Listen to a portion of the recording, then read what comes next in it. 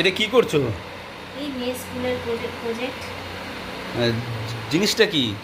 জিনিসটা হচ্ছে wall hanging, ওই সেই পেন টেন আমরা রাখি না সব কিছু ওয়ালে, এরকম করা থাকবে। তো এর মাঝখানে এটা হয়নি, এটা হয়েছে। করতে কি কি লাগছে?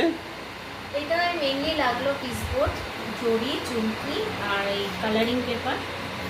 স্কুল থেকে বলে দিয়েছে এগুলো করতে। আমরাই করছি। সে তো স্কুলের তো মেয়েকে দিয়েছে, তো তুমি কেন করছো?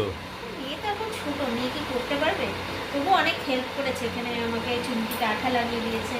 আমিও ওকে ইনভলভ করিয়েছি, কারণ ওর এইটুকু এগুলো একটু করতে করতে ন্যাক হবে, তাহলে ও কিছুদিন পরে নিজেই করতে পারবে।